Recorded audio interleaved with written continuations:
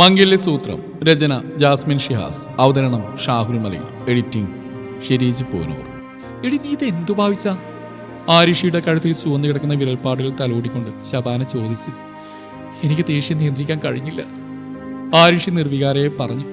എടി നിന്നോട് ഞാൻ പറയാൻ വിട്ടുപോയ ഒരു കാര്യമുണ്ട്. അവിനാഷ് സാമുലിനെ പോലെ ഓർഫനാണ്.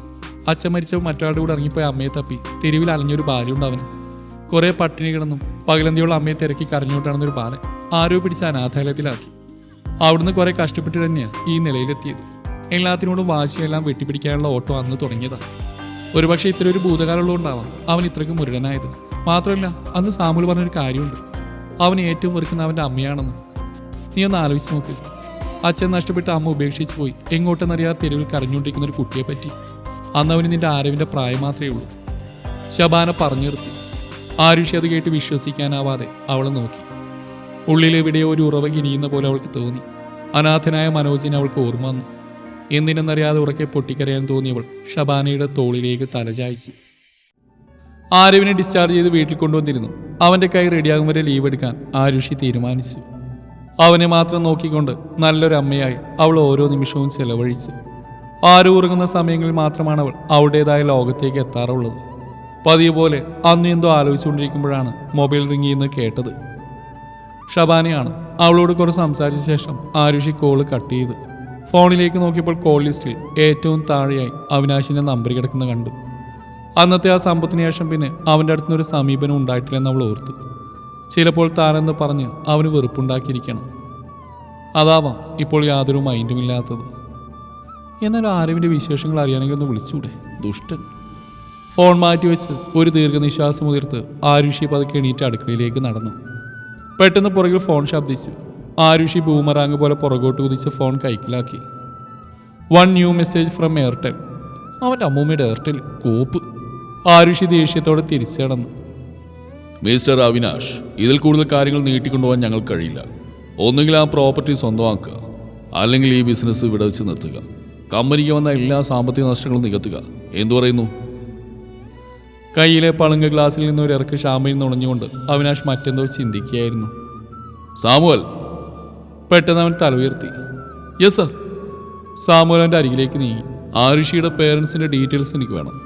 I want now. അവിനാഷിന്റെ മുഖത്തൊരു ക്രൂരമായ ചിരി വരുന്നു. ആരവിനെ മുടി ചീകിക്കൊണ്ടിരിക്കുമ്പോഴാണ് മുറ്റത്തൊരു ഹോണടി ശബ്ദം കേട്ടത്. ആകാംക്ഷയോടെ വാതിൽ തുറന്ന ആരുഷി സന്തോഷത്തോടെ മുറ്റത്തേക്ക് ഇറങ്ങി. അച്ഛാമ്മേ, ഇതെന്തൊരു മുന്നറിയിപ്പില്ലാണ്ട്? ഓ പിന്നെ, ഞങ്ങളുടെ കൊച്ചിനെ കാണാൻ പറഞ്ഞു വന്നിട്ട് വേണം. ആരുഷിയുടെ ആ മകത്തേക്ക് കൊണ്ട് പറഞ്ഞു. കുഞ്ഞി ചെറുക്ക, എൻ്റെ സൂക്കേട് മാറിയാ? അവർ ആരവിൻ്റെ തലയിൽ തലോടി. അവനോട് വിശേഷം പറഞ്ഞിരുന്നു.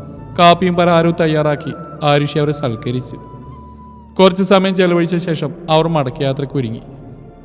മോളെ, ഒരു കാര്യം പറയാനാ. അച്ഛനും അമ്മയും വന്ന് ഇത്രയും പ്രശ്നങ്ങളുടെ നടുവിൽ ഇനിയും നിന്നെ ഒറ്റയ്ക്ക് നിർത്താൻ ഞങ്ങളെ കൊണ്ട് പറ്റില്ല. ഒന്നുകിൽ നീ ഈ വീട് വിറ്റ് നാട്ടിലേക്ക് വരണം, അതല്ലെങ്കിൽ മറ്റൊരു കല്യാണത്തിൽ ഒരുങ്ങണം. ആരുഷിയുടെ അച്ഛൻ അവളുടെ മുഖത്തേക്ക് നോക്കി. അച്ഛൻ അറിയില്ലേ, എനിക്ക് ഈ വീട് വിട്ട് പോരാൻ കഴിയില്ലെന്ന്. പിന്നെ കല്യാണം ആദ്യമേ ഇനിയൊന്നും വേണ്ടാന്ന് വെച്ചതായിരുന്നു. പിന്നെ രണ്ടാമത് കണ്ടെത്തിയത് അതിങ്ങനെയായി. ഇനി എനിക്ക് വയ്യച്ച. ആരുഷി വല്ലായ്മയോടെ തലതാഴ്ത്തി. ആ രണ്ടും നീ കണ്ടെത്തിയതല്ലേ? എന്തെങ്കിലും ഞങ്ങൾ കണ്ടെത്തിയ ആൾ നീ സ്വീകരിച്ചിട്ടുണ്ടോ? ആ ചോദ്യം കേട്ട് ആരുഷി ഞെട്ടലോടെ തല ഉയർത്തി. ഒന്നുകിൽ ഇതിലേതെങ്കിലും ഒന്ന് നീ അനുസരിക്കണം, അല്ലെങ്കിൽ എൻ്റെ ശവം കാണാൻ പോലും നീ വന്നേക്കരുത്. താക്കീത് നൽകി അച്ഛൻ വണ്ടിയിൽ കയറി. മുന്നിൽ നിന്ന് കാറ് പറഞ്ഞിട്ടും ആരുഷി പ്രതിമ പോലെ അനങ്ങാതെ നിൽക്കുകയായിരുന്നു. ഇതിന് മാത്രം എന്താണ് താൻ ചെയ്ത പാപം? എന്തൊരു പരീക്ഷയാണ് ഈശ്വര! അവളുടെ കണ്ണുകൾ നിറഞ്ഞൊലിച്ചു. ഒരാഴ്ച കഴിഞ്ഞു. കാര്യങ്ങൾ പഴയ പോലെയായി തുടങ്ങിയിരുന്നു. ആരോ സ്കൂളിലേക്കും ആരുഷി ഹോസ്പിറ്റലിലേക്കും പോയി തുടങ്ങി. രാജീവിനെ കാണുമ്പോഴായിരുന്നു അവൾക്ക് പ്രയാസം. അവനിപ്പോൾ പഴയ അടുപ്പം കാണിക്കാറില്ല. എങ്കിലും എൻ്റെ തെറ്റുകൊണ്ടല്ലോ എന്ന് ഓർക്കുമ്പോൾ മാത്രമായിരുന്നു അവൾക്ക് ആശ്വാസം. എടി, എനിക്കാ ഭ്രാന്ത് പിടിക്കുന്നുണ്ട്. വീട്ടിലാണ് ഈ കല്യാണക്കാരൻ പറഞ്ഞുകൊണ്ട് അച്ഛൻ ബുദ്ധിമുട്ടാക്കുന്നുണ്ട്. മടുത്തു എനിക്ക്. ആരുഷി ശബാനയോട് പറഞ്ഞു. ആരുഷി, ഞാൻ പറയുന്നത് നീ കേൾക്കണം. അവർ പറയുന്നതിലും കാര്യമില്ലേ? ഒരു പങ്കാളിയില്ലാതെ നിനക്ക് പറ്റില്ല. മനസ്സിലാക്ക്. ആരവിനെ കുറിച്ച് ഓർത്ത് നോക്ക്. നീ സിംഗിൾ പാരന്റിങ് കുട്ടികൾക്ക് അത്ര നല്ലതല്ല കേട്ടോ. ആരുഷിയുടെ അമ്മ തനിക്ക് വിളി സംസാരിച്ച കാര്യം ശബാന മനഃപൂർവ്വം മറച്ചു വെച്ചു. ഓക്കെ, ഇനി സമ്മതിച്ചു എന്ന് വെക്കുക. എനിക്കൊരു ഭാര്യ എന്ന കടമ മുഴുവനായിട്ട് പൂർത്തീകരിക്കാൻ കഴിയില്ലെന്ന് അറിയാലോ നിനക്ക്. അതായത് ഫിസിക്കൽ റിലേഷൻ. ഇതിനൊക്കെ ആരാണ് തയ്യാറാവുക?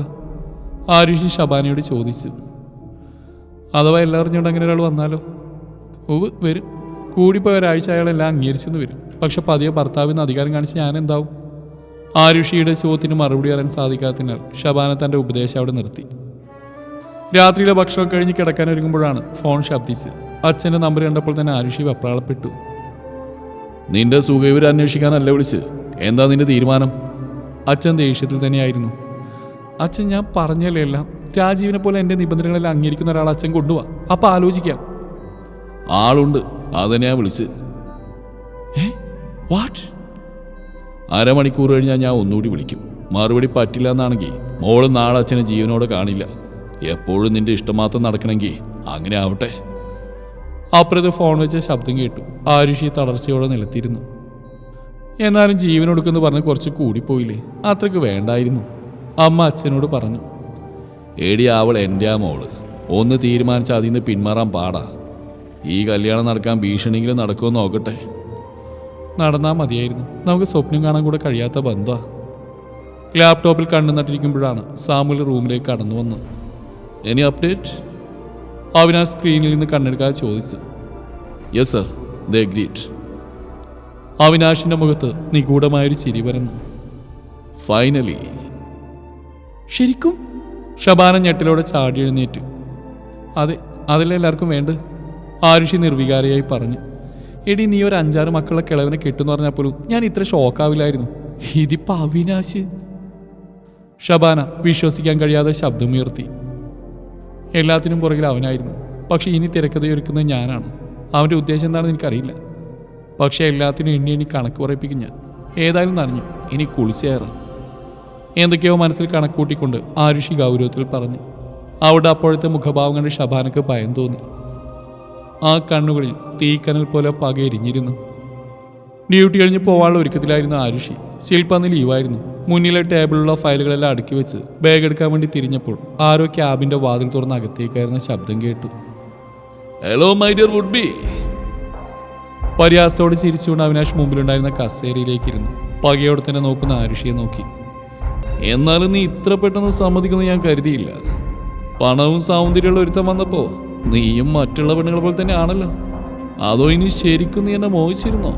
Want some fun, right? പുച്ഛത്തോടെയുള്ള അവൻ്റെ ചോദ്യം കേട്ട് ആരുഷി പൊട്ടിച്ചിരിച്ചു. Really? Do you want to know? ചെറുചിരിയോടെ തന്നെ നേരെ വരുന്ന ആരുഷിയെ നോക്കി അവിനാശ് അമ്പരപ്പോടെ നിന്നു.